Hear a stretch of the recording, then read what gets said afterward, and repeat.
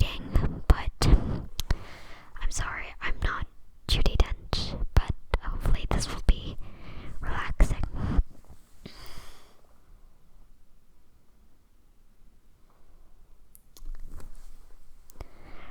Like a grand and miraculous spaceship, our planet has sailed through the universe of time, and for a brief moment, we have been among its passengers.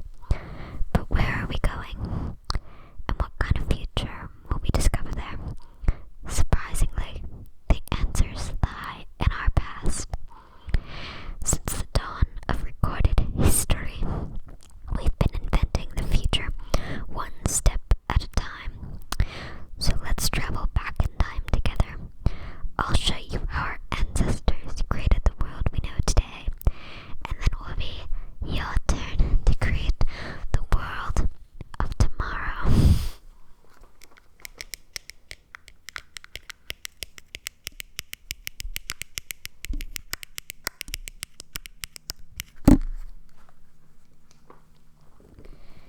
Here in this hostile world is where our story begins. We are alone, struggling to survive until we learn to communicate with one another. Now we can hunt as a team to survive together.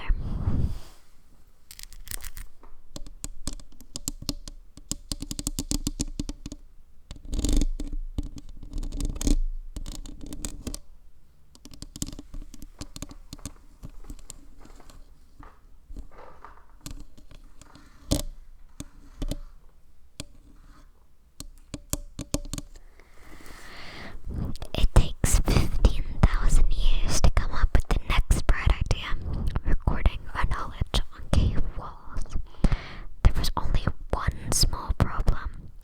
When we moved, the recorded knowledge stayed behind.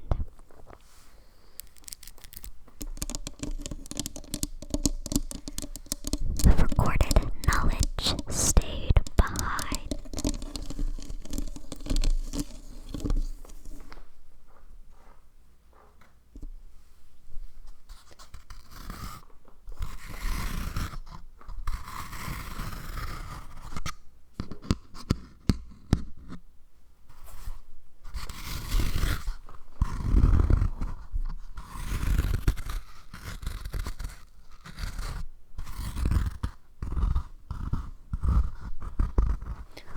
The recorded knowledge stayed behind.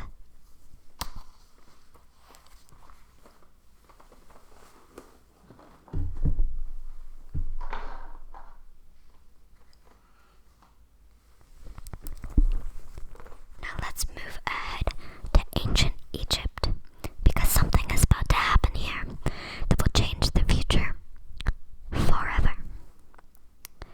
This unknown Egyptian is pounding where it reads flat, is inventing papyrus, a sort of paper. Papyrus in turn creates better record keeping of plans, designs, and unfortunately, taxes. But it also brings with it the dawn of great civilization. At this point, each civilization has its own form of writing, which none of the others can understand. But the Phoenicians, who trade with them, have a solution. They have created a simple, common alphabet adaptable to most languages.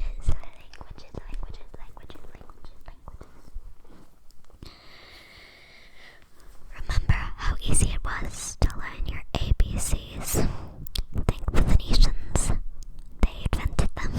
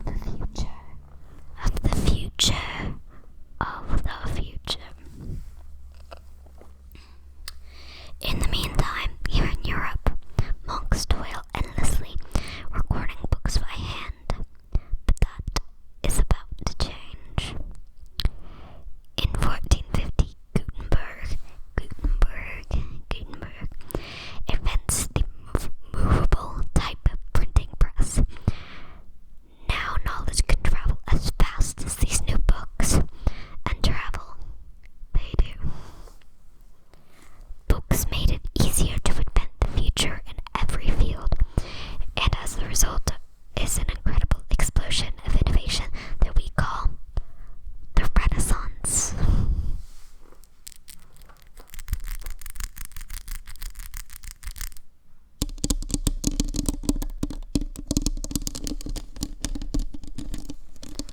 The Renaissance.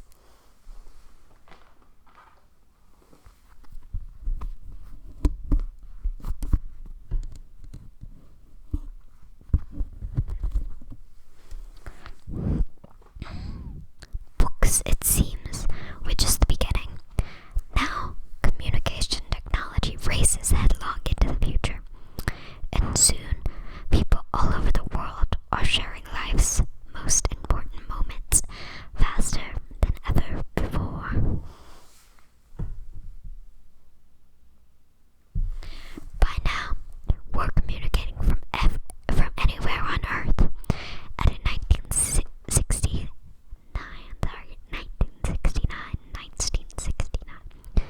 from somewhere else. To send a man to the moon, we had to invent a new language, not spoken by man, but by computers. Computers. Computers. Computers. Computers. Computers. Computers. Computers.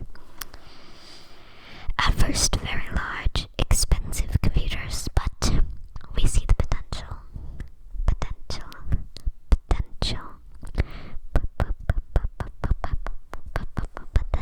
Potential. Potential. Potential. Potential. Potential.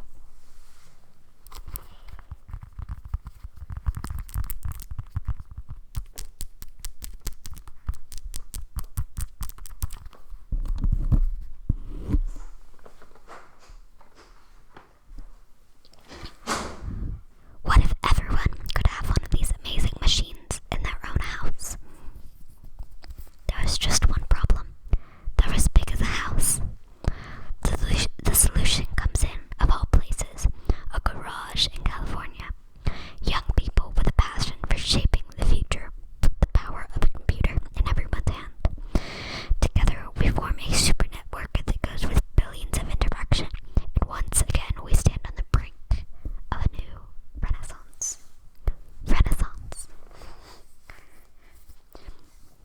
After 30,000 years of time travel, here we are, a truly global community, poised to shape the future of this, our spaceship Earth. For the first time in history, all of us can have a say about what kind of world we want to live in. The choices that have been made, and for the past 30,000 years, have been inventing the future, one day at a time. And now, it's your turn.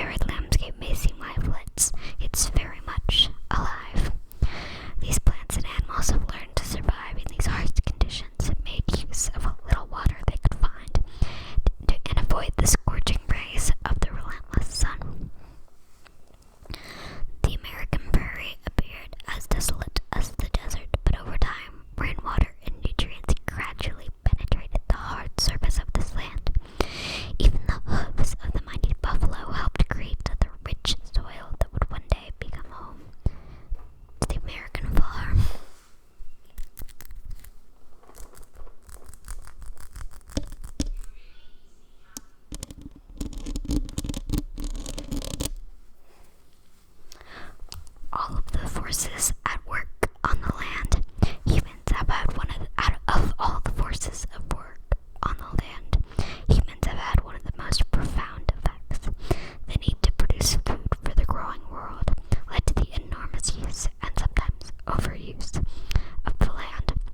In search for more efficient ways to grow food, we often fail to realize the impact of our methods. Today, we're learning to live with the land, discovering better ways to grow food that will assure both human and environmental well-being. In Japan, we're learning that by adding composted leaves and other plant materials to our soil, we can reduce the need for fertilizers. In farmlands across America, we're learning that by blowing under vegetation containing natural fertilizers, we can enrich the soil without the use of chemicals. In Saudi Arabia and Mexico, we're learning to produce food on desert seacoasts by developing and planting crops that thrive on salt water. Here at Epcot, we're learning to reduce the need for pesticides by using natural predators like ladybugs and wasps to control pests.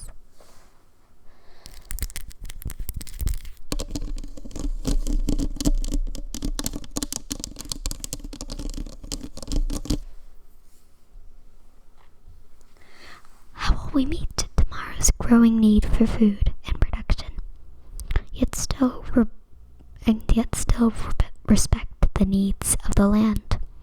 Some of the answers are just being discovered just ahead to help us maintain these carefully controlled ecosystems.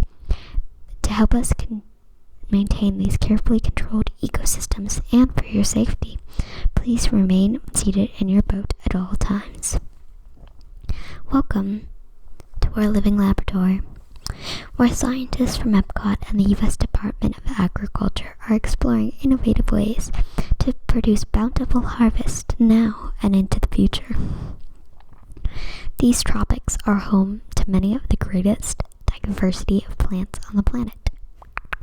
Many of these, like papaya, banana, cocoa, coffee, and rice, are well known around the world. These are just a few of the edible plants that have been an important source of nutrition for people living in the tropics. Many are rich in vitamins and minerals, while others are well adapted to growing in less than ideal conditions. Some, like water lily, thrive in wet, swampy areas and waterways.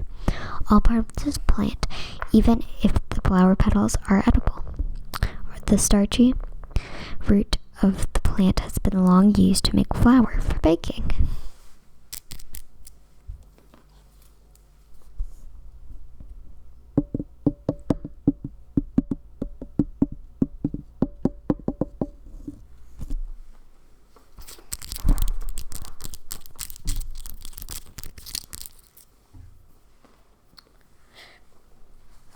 One day, many of these lesser-known tropical plants may be as important as the bananas growing on both sides of the boat.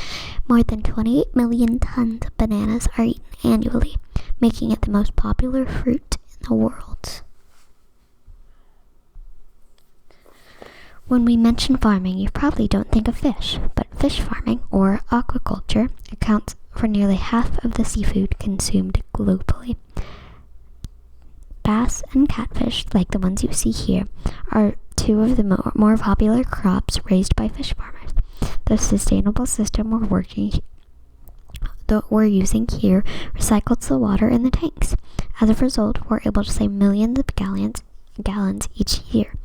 Our small fish farm produces nearly 5,000 pounds of fish every year to serve at restaurants around Walt Disney World. Innovations like this one can play an important role in our efforts to produce bountiful harvest and still protect the natural resources. While there are more than 50,000 edible plant species in the world, most of us are only familiar with the handful that make up our everyday diet. While common grains growing around here, wheat, maize, sorghum, and millet, plus rice, account for nearly 2/3 of our global food consumption, learning how to increase yields of these staples is an important goal of research around the world.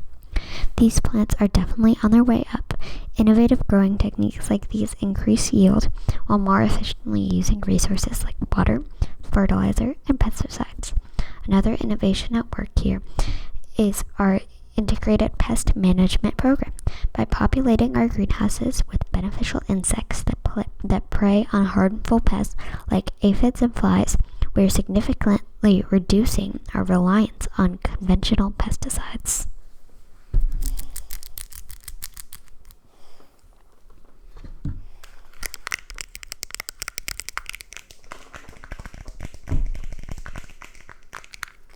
We're growing these crops using our nutrient film system. This technique precisely controls and recycles water and nutrients. With it, we can produce over 27,000 heads of lettuce a year in this one small area. Some of our best ideas have been inspired by nature, like these fruit and vegetable trees. By growing these ground plants vertically, we can increase the yield and better control diseases. These crops taste as good as they look. In fact, we serve more than 15 tons of produce from our greenhouses and restaurants here at the land every year. The future of agriculture may include innovative ideas like this vertical growing system. Plants grown in this way use a fraction of space required by traditional growing methods. That saves water and increases production. The aquaponics system on your left combines hydroponics with aquaculture. The fish provide a natural source of fertilizer for the plants, and the plants keep the water clean for the fish. It's another great way to produce more while using less.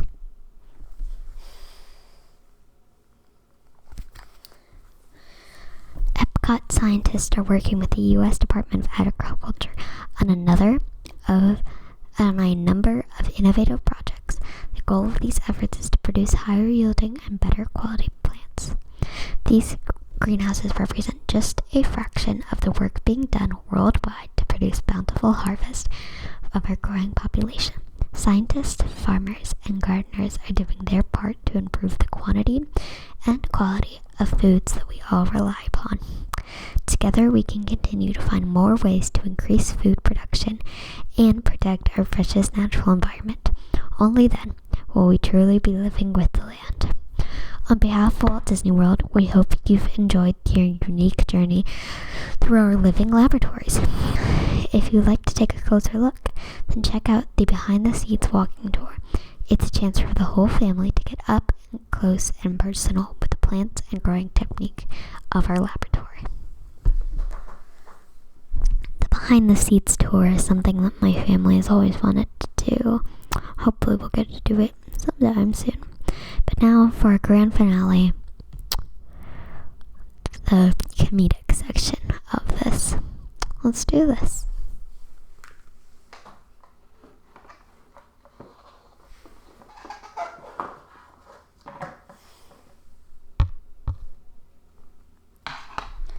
Hello, and welcome to Sword. My name is Patrick, and I'll be your chief flight attendant today. We'll begin boarding in a few minutes, but first I'd like to acquaint you with some important safety information. When the doors to your flight open, please take a seat and store all carry-on items under the seat compartment. This includes cameras, purses, hats, and of course,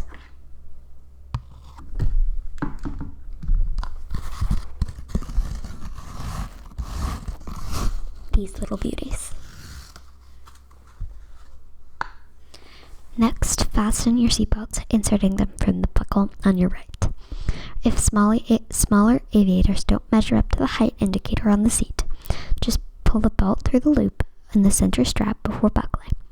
Nice work, pal. Soon you will be airborne, so if you or your little aviators have a fear of flying or heights, you might want to wait for your party at the arrival gate. Okay, let's review. That is seatbelt, carry-on items, safety strap, fear of heights, keep your hands, arms, feet, and legs inside at all times. Anything else? Oh yeah, and have a nice flight. And for all of you guys out there, have a magical night. I'll see you for our next video, and again, if you like this video, go go follow us on our Instagram. Link will be in the description at Mickey Ears Butterbeers. Subscribe to our channel, like this video, and comment down below if you really enjoyed this video. What ASMR or just normal videos we should do in the future. Alright, I love you guys, and until next time.